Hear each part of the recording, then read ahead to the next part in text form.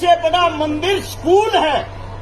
मैं उस इंसान को इंसान नहीं मानता जो अपने बच्चों को शिक्षा नहीं दे सकता। मैंने अपने भाईचारे के साथ मिलके 250 उन गरीब बेटियों की शादी करवा दी जिनके घर में ना माँ थी ना बाप था और ना ही उनके पास कोई पैसा था। मैं आज इस वक्त भी किराए के मकान में रहता हूँ। किराए के मकान में रहते हुए मैंने 1400 उन परिवारों को बसा दिया जिनके घर में पीने के लिए पानी का मटका तक नहीं था। माफ सुना दो मेरा काम।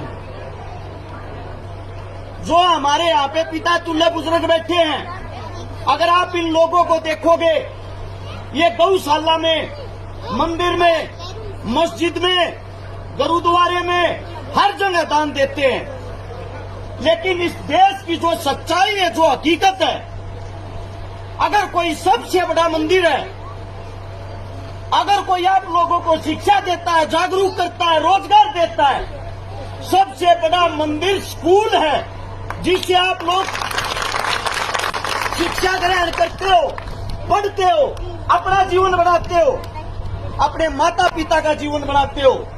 मैंने उस गरीबी से पढ़ा, मैंने अपने बड़ों से शिक्षा ली। मेरे साथ में खड़ा है मेरा बड़ा भाई जिनका नाम है दम्मल फौजी पीपली।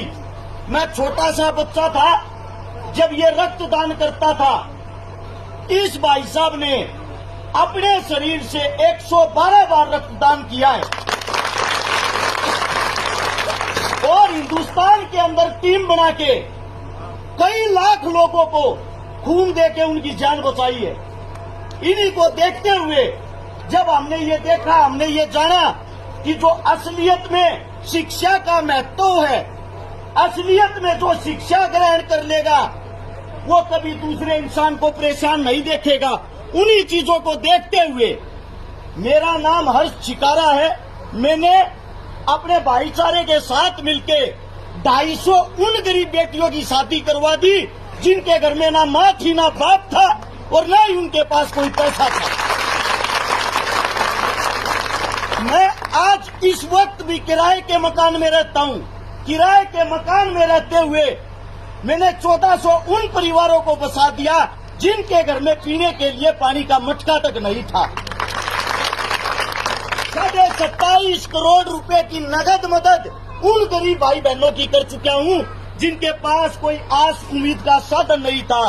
मैं आप सभी साथियों को बता दूं, मैं ये नहीं बता रहा आप लोगों को मैंने क्या किया है। मैं आप लोगों को ये बता रहा हूँ, मेरे पास न पढ़ने के लिए पैसा था, न खाने के लिए पैसा था, लेकिन मैंने इस पढ़ाई को नहीं छोड़ा।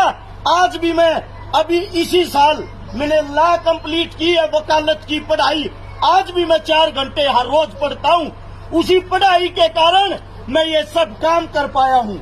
इसीलिए मेरे छोटे बच्चे, प्यारे बच्चों से, माताओं बहनों से और यहाँ जो मेरे पिता तुल्य बुजुर्ग बैठे हैं उनसे एक विनती है, जितना रुपया, जितना पैसा आप मंदिर में देते हो, मस्जिद में देते हो, गुरुद्वारे में देते हो, जिस दिन इतना पैसा आप इस विद्यालय में लगा दोगे, आपके ही बीच से कलेक्टर निकलेगा, आपके बीच का एसपी होगा, डीसी होगा, आईएएस होगा। अपने बच्चों को पढ़ाओ, क्योंकि माँ बाप, दादा दादी, कोई भी अगर किसी के लिए कमाता, अपनी संतान के लिए, अपने परिवार के लिए, मैं उस इंसान को इंसान नहीं मानता जो अपने बच्चों को शिक्षा नहीं दे सकता। अगर आप भूखे रहोगे वो चलेगा, लेकिन आपके पास शिक्षा नहीं होगी, आप जीवन में कभी भी कामयाब नहीं हो पाओगे। हाथ जोड़ के मेरी समस्त साथियों से, भाईचारे से एक विनती है, एक गुजारिश है, जितना हो उसके अपने बच्चों को पढ़ाओ, अपने बच्चों को खिलाओ। हम हरियाणा से आते हैं, अगर आप खेलों में देखोगे 80% मेडल हमारे हरियाणा की बेटियां ला रही हैं हिंदुस्तान के लिए, क्योंकि वो अपनी बेटियों को, अपनी बच्चियों को सपोर्ट करते हैं, सहारा देते हैं, खिलाते हैं, पिलाते हैं।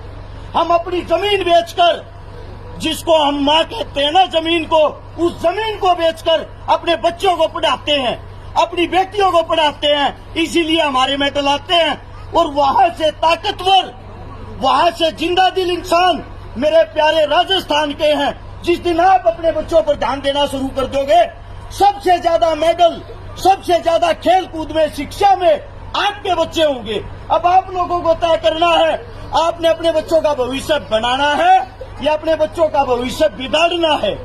अगर मेरे मुख से कोई गलत शब्द निकला हो, कोई गलत बात निकली हो, उसके लिए हाथ जोड़ के क्षमा चाहता हूँ। सभी को राम राम, जय हिंद। धन्यवाद बहुत बहुत भाई साहब आपको।